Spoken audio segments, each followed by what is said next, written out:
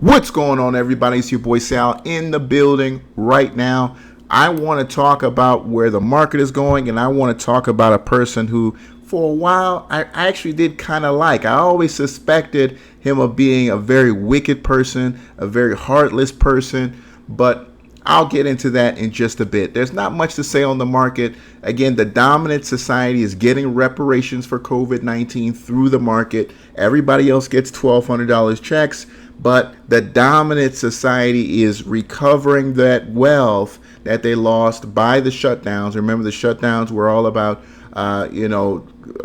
slowing down the curve of the coronavirus infection rate and death. Now, it's done an incredible job of that. But to make up for those losses, the dominant society is being given this immense infusion of wealth that is basically a redistribution of wealth for money that really should be going to our grandkids and our children to these baby boomers, and many of who are wealthy are members of the dominant society. So this is really, again, a way of America screwing over black people in America. Now, what I try to do with my platform is about sharing the information necessary for us to kind of get in front of this, because we can kind of scrape by and get the pieces here and there with what we have available to us. So that's why we use moving averages here on my channel. And I always stress, as you can see on the channel, on the screen right now, the 10 and the 25 moving average are my favorite moving averages, and whatever product that I'm trading, if we're above the 10 and the 25 moving average, I want to be in that. I want to be long in that position. All right, I want to be long in that position, and we've made an incredible amount of money being long in the market over the last several days, weeks, and months. Absolutely incredible return on investment. Tickers like Save, tickers like CCL. I mean, just incredible amount. And by the way, this is spreading through the international as well. I mean, if you look up some of these international ETFs like INDA, these are plays that are going to be incredibly hot over the next several years and months ahead. I've mentioned before on my channel that you have to pay serious attention to these international stocks, because these developing nations have the demographics that are going to put them in the position to win long term. America is an aging country. It's an aging white nation where the majority of the population is going to be retiring over the next 5 to 15 years, really 25 years. So we're going to be going into a massive deflationary spiral very, very soon. So what we're going through right now, enjoy it for what it is right now, but it's going to get very, very bad very soon. So you need to be prepared. Now, of course, we now see what happens when we get into these crises. Their thing is just, well, we're just going to print money, print money, print money. Well, eventually that's not going to work.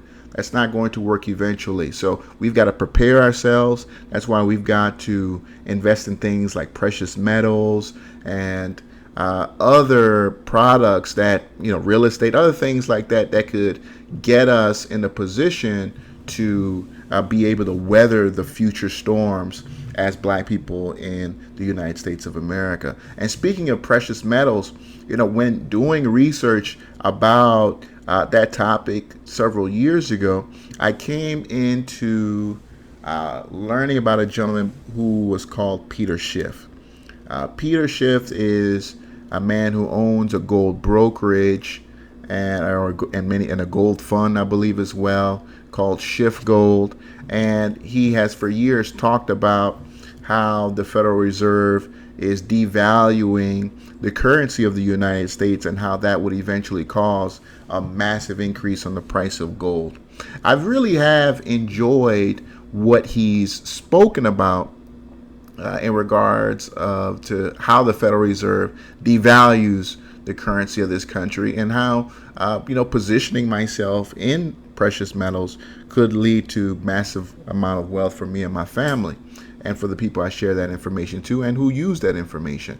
But I've been very disturbed by some of the other things I've been learning about Peter Schiff, and that really brings me to this video today, because I've never ever seen someone who has such apathy, such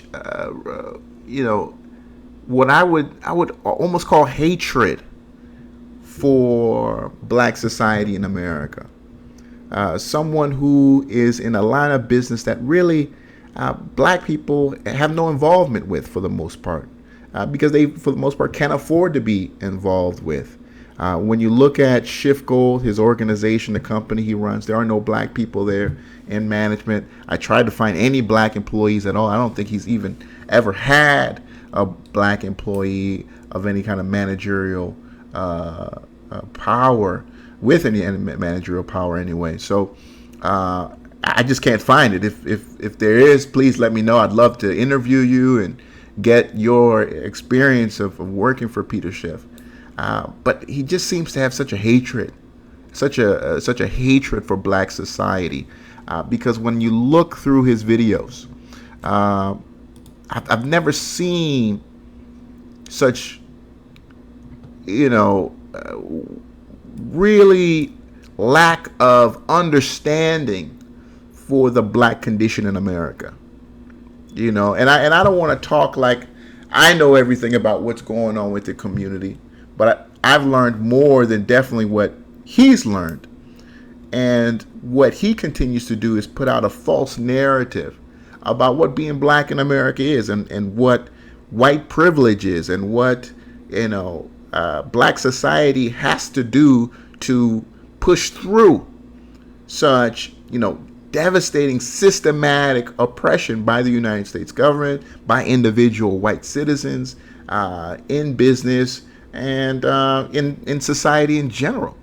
All right, the just simple benign neglect in regards to black life and black issues in America today. This most recent video he has done a couple videos since then, but it's called "Capitalism Punishes Discrimination, Government Rewards It," which is just filled with lies. I mean, just filled with blatant lies. One of them where he talks about how 53% of black people committed murder. What he doesn't address is that the overwhelming majority of the murders that black people commit are on other black people. And here's the thing. When those individuals who commit those crimes are caught, they're convicted and go to prison. Unlike when police officers kill black people, they are seldomly ever convicted of the crime, right?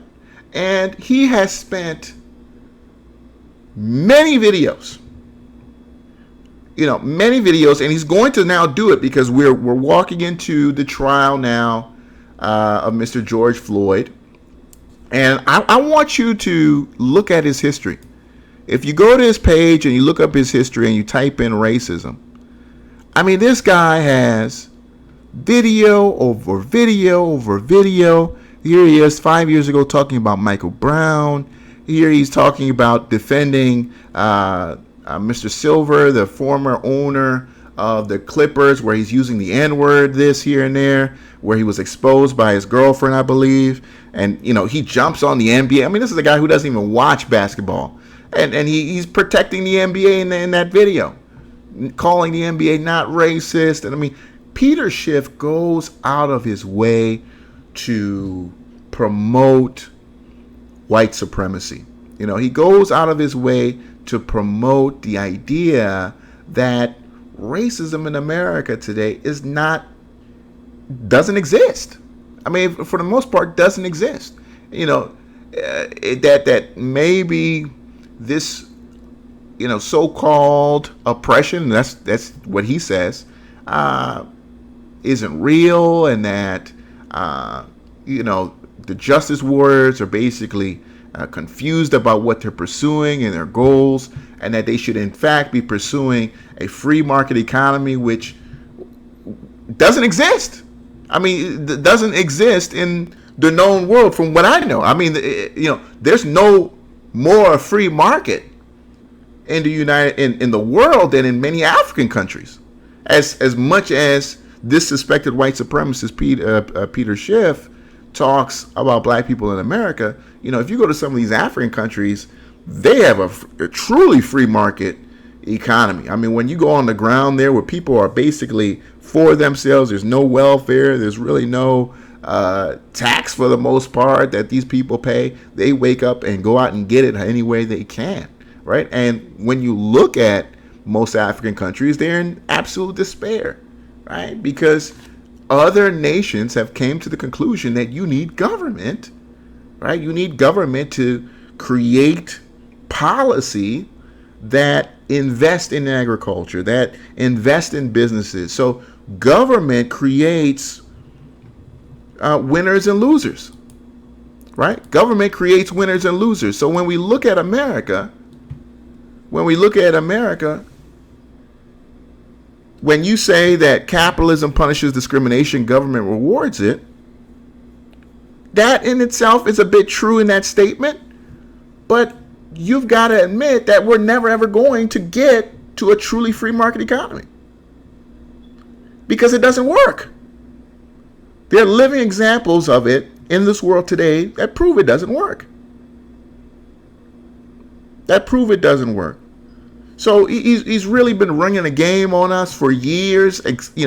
Basically what I call Peter Schiff, for a lot of the gentlemen who watch him, because a lot of these white dudes love Peter Schiff. I mean, they love this guy. And they gather around people like him because it's all about intellectual masturbation, for the most part. Sitting around the YouTube campfire, putting out videos, talking about the way the world should be, and getting off to an idea that, we as black people are living in some kind of fantasy land when it comes to racism and oppression and white supremacy and things like that. They love getting off to that. I told you guys, I went to school with these guys. I know who they are.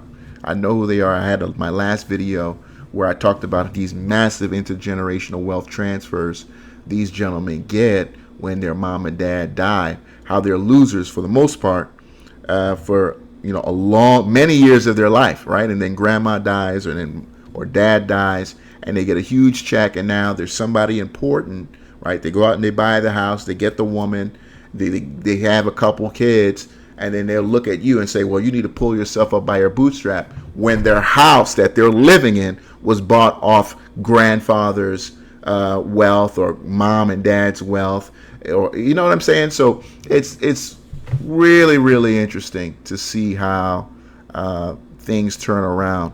And to address this video further, because I don't even want to play it, because some of the things he said is just so vile, such vile lies, that he really doesn't address what this is about, right? What this is about.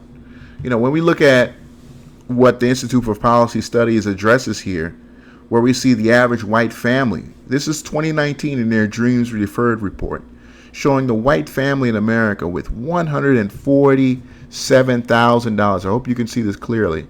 $147,000, right, in median wealth. Latino family with $6,600, black family with $3,600. So yeah, if you've got only $3,600 as your median net worth, right, as the average black family in America, you're going to commit crime. You're going to commit murder. You're going to rob somebody, because that's what you've got to do when you only have $3,600 in your name, and you're filled in a community and you're living in a community that's filled with poverty, that's filled with schools that are not prepared to teach you to truly be a productive member of this white society that we call the United States of America. I was very lucky that I was able to attend a school with predominantly white Americans. That's why I talk the way I do. That's why I can present information the way I can. And that's why I've been able to get somewhere in life the way I have and make the money that I've been able to make. All right, because I got access to the white power structure, right, that many of you who are white have access to, that you refuse to share and give to others, right? to share the information necessary so that other people can move up in the world. All right? Or instead, you cower behind people like Peter Schiff, who are suspected white supremacists, to protect the system as it is. See, Peter Schiff puts up this, aura that he's actually against the way the system works. He's not.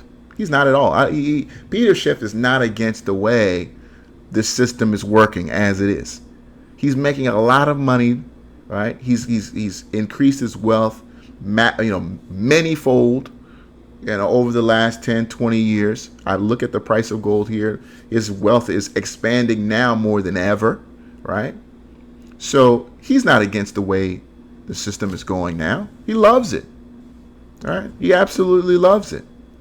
He absolutely loves the way things are going right now. Let me just play a little bit of what he said here. Were slaves? I mean, wouldn't the remnants of slavery have a bigger effect, when there were still slaves alive and people that owned them, as opposed to now when they're all dead? That's ridiculous. So, no, that's absolutely ridiculous. We understand that wealth is generational. Wealth passes through time. So if you were a descendant of a slave and you weren't lucky enough to get a wealth transfer by having someone who owned you, who offered you land or offered you access to whiteness, then you're probably still poor. You're probably still poor. So again, this is, another way that Peter Schiff spreads, just plain lies. Let's keep going. Not racism. That is the problem. Is it a problem? Sure, it could be a problem, but it's not the problem. See, okay, I'm not going to keep stopping. I'm going to have to keep stopping, guys. So again, here's Peter Schiff being, again, intellectually, there's a word for it, but he's attempting to mislead us. And he's another guy who's, racism is out there, but who's racist? He doesn't know. Racism is out there somewhere, but I can't tell you who's racist.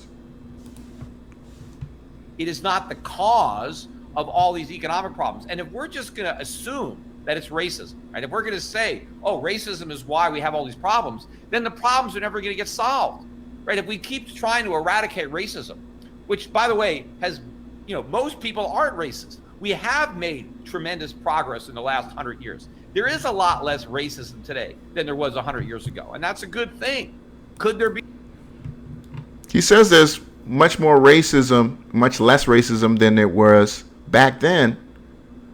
Well, why aren't we seeing a smaller wealth gap then? I mean, you can pull up numbers today that will show you that the wealth gap walking out of slavery, right, was closer between white and black then than it is now. And I'm sure somebody can pull that data up.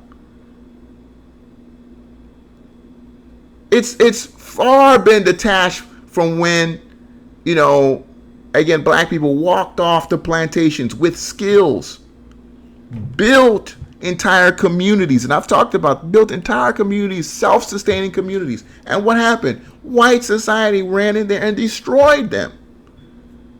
Tulsa, Black Wall Street. You had a Black Wall Street right up here in Durham, North Carolina. You had a Black Wall Street in Wilmington, North Carolina. You had many different Black Wall Streets, all of them systematically demolished by white supremacy. People who said, I cannot believe that these Negroes have gone and done something of themselves, built something of themselves, and they're not depending on me, all right, for their well-being. We got to go in there and crush that. He doesn't address that in this video at all. What happens when you are a former slave who's built something for yourself and your family, and a jealous white farmer comes into your community, lynches you, and now your wife with 3 children, who's got to provide for these children, has to move somewhere, start over, and has nothing to start over with because it's been taken from her or destroyed? What does that do for those children down the line, who then have children of their own and who have grandchildren of their own? And that missing wealth that could have been millions of dollars at the time, and then over time accumulated interest on interest, that's now vanished and gone. You got to be, I'm telling you guys like Peter Schiff are dangerous. They're extremely dangerous, and this is why I contacted CNBC. This is why I contact these major news portals, and I do my best to keep him off of there, because he's incredibly dangerous, man. He's an incredibly dangerous person. The ideas that he spreads are very dangerous. I call him a suit and tie racist. He wears a suit and a tie, he smiles, laughs, talks about gold and other, but then spreads very dangerous anti-black propaganda. And I suspect you of being a white supremacist. I can't prove that you are, but I suspect you of being one. Be less? Sure, there could be less. Is there ever going to be none? Probably not. I don't think we'll ever be able to completely eradicate racism. But it's not creating the economic problem that people think it is, right? In fact, it's not even the problem with the police, right? The narrative now, right? See, when you're poor, you run into the police a lot more because you live in a poor area. You live around people who commit crimes when you're poor. All right? So, again, you know, we can spend all day on this. I can break this whole video down. I don't know how long I've even been going right now, but I really want to address this man. I really want you guys to really know who he is, because a lot of you black men follow this guy. He's a dangerous one. I'm telling you. I get you like the economic fluff that he puts out there, but that's what it is. It's just a bunch of BS. He's making a lot of money. He's doing very well for himself and his child, right? He's trying to groom his son to be the next him, right? So you better know who this person is. And I hope this video helps shape individuals who are looking now and in the future at this video and who this man really is, and why, you know, major media outlets no longer carry him. Now he's got to go to these kind of offshoot brands. This is why he's got to go so hard on YouTube with his own media and create his own narratives, all right? Because he puts out this vile, disgusting rhetoric that's not suitable for, you know, mass market platforms.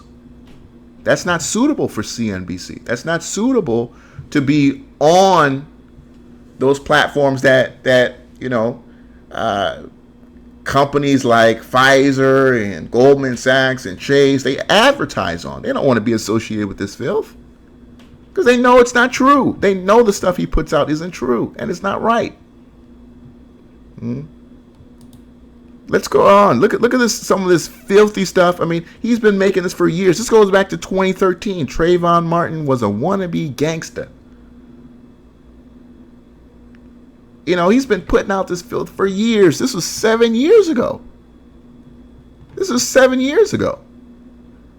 So he's been talking about black issues. This is like his second favorite thing, next to the Federal Reserve, is talking about black people and how everything is basically our fault.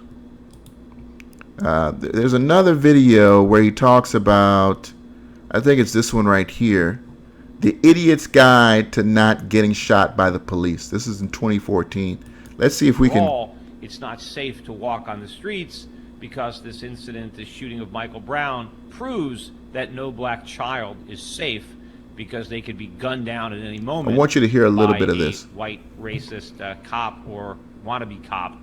Have a listen. This is Michelle Bernard of the Bernard Center for Women's Rights on MSNBC with Chris Matthews. Here, cut number 3. I think that is a large part of it, but I think the greater story in this, in looking at what has happened to this young man, what happened to Trayvon Martin, and what we see happening to so many kids, I think I'm going to summarize quite easily by what my son said to me. He's 11 years old, young African-American boy. He's outside tonight, and he looked at me and he said, "Is somebody going to shoot me?" You know, my daughter watched the news and looked at me and she said, why is it that they only do this to black people? So there is a large question. I didn't have an answer for her. I don't have an answer that is palatable to be able to look at my children in the face and say, there are people in this country who not only do not like African Americans, but they despise black men. Okay, so your 11-year-old comes to you and says, Mommy, is it safe for me to go out at night? Am I going to get shot? And she doesn't have an answer. She doesn't even know what to say because she can't tell him, of course you're not going to get shot. Don't be ridiculous. You're not going to be shot. No, because he might be shot. Why? First of all, what does Trayvon Martin, who was 17, and Michael Brown, who's just turned 18, what do they have to do with an 11-year-old? Stop. Let me tell you guys something right now. 3 months after this video, a young black child who was playing in a park with a plastic toy gun was gunned down by a police officer 1 second after he got out of his patrol vehicle. His name was Tamir Rice. Tamir Rice was 12 years old. 12 years old. Age has never created any sort of sympathy or sense of innocence to these hardcore suspected white supremacists like Peter Schiff or the police officers who pull up to meet them when called upon. This goes all the way back to Emmett Till. This goes all the way back to the days of the plantation. Black children have always been seen as adults. Never, ever. Black children are never seen as children. Never seen as children to people in the dominant society. Never. I did a video where I talked about how eBay postcards are, just the disgusting racist eBay postcards that are shown on the website and how they sexualize black children. Go watch that eBay video I made a couple months ago. And this goes to show you that even back then on the plantation, they sexualized black children as young as 4 or 5 and 6 years old. You can read the slave narratives where it talks about how plantation owners would share and trade black young girls as young as 10 or 11, 12 years old. The dominant society has never, ever looked at black children as children. Never, ever. All right? Never looked at that as the age, as a way to say, oh, well, that person cannot harm me or cannot hurt me. All right? That shooting of Tamir Rice was real, and it came just months after Peter Schiff had made this video. I mean, if Trayvon Martin were 11, George Zimmerman would not have shot him. See what I'm talking about? We see what I'm talking about when you make comments on video on things you don't know anything about. You don't share the experience, but yet he carries a wannabe aura of authority. The real lack of understanding of a black life. Even if an 11-year-old Trayvon Martin had attacked George Zimmerman, I don't care how much of a wimp George Zimmerman was or how tough an 11-year-old Trayvon was, I don't think George would have shot him. I don't think he would have pinned him on the ground. So unfortunate to listen to that. It's so unfortunate to hear that. It's really unfortunate to hear that, right? I mean, how wrong he is in hindsight. How wrong he is in hindsight. So, folks, it's just, again, something where you have a man who basically loves to hear himself talk. And he loves to throw red meat at this Trump loving base because that's basically his fan. Basically, if you love Trump, you probably love Peter Schiff. If you're a liberal, you probably don't love Peter Schiff as well too. But again, I just had to distort the incredible amount of lies out there that this man puts up, because at the end of the day, it all gets back to this. It all comes back to this: the fact that When it comes to Peter Schiff, the overwhelming majority of his customers are white. He probably doesn't even have any black customers, and it has to do with what you're seeing on the screen right now. You know, it has to do with what you're seeing on the screen right now. You know, it has to do with rates like this, U.S. incarceration rates by race and ethnicity, where you're seeing black people, because again, going back to the wealth, where black people are overwhelmingly incarcerated more than anyone else in this country. Well, because when you're black, you live in places filled with crime for the most part, and you run into the police a lot more. All right? You're literally sanctioned. All right? To these neighborhoods of poverty. Look at this. How race influences convictions. How when innocent black people are more likely to be wrongfully convicted of crimes than innocent white people. 7 times is a National Registry of Exonerations. 7 times more likely to be convicted of a murder, even if you're innocent. Sexual assault, 3.5 times. Drug crimes, 12 times likely to be convicted. To be convicted, even if you're innocent, didn't even do it. But the color of your skin determines you, to be guilty. Why? Because of this. Because you can't go out and get a good lawyer. You got to use a public defender. Someone who's got, 50, 100, 150 cases. Doesn't have time to fight back for you. Just has you plead. All right? So, Peter, yeah, I'm going to stay on your case. And don't ask me to remove this video because it ain't coming down. It ain't coming down. And I know you're going to go through YouTube and do whatever it takes. And YouTube, this is fair use. I've got a right to speak. He's a public figure. I have a right to speak on him. I have a right to speak out against what he says. He's a public figure in our space. And by the way, I've got a lot more conversations and exposés on a lot of these other guys in finance. One thing about FinTwit is you have a lot of people out here who use their real names because, the dominant society, they're so obsessed with transparency. Oh my God, you're so transparent. I just love your transparency. You're showing all your trades and, you're losing money or winning money. I love it that. So these guys are all using their real name, talking about the stock market, and then on the side spewing hardcore anti-black racism. So there are some other names that I'm going to be going in on. All right, there's some guys that you're going to be surprised, man. They put out some stuff that you're going to be surprised. And don't tell me to stick to the stock market. Ain't nothing happening in the stock market. Everybody's getting rich. You have no other position to be in than long. So there's nothing else to talk about. Don't tell me to talk about anything else. Fuck you. It's your boy Sal. I really hope you've enjoyed it. I'm keeping my foot on their necks, man. Times is changing. All right, times is changing. We canceling these mother effers right now. All right, demographics are on my side. I'm the next Peter Schiff. That's facts. Demographics are on my side. I gotta be going in on this. So I got a lot more coming to you guys.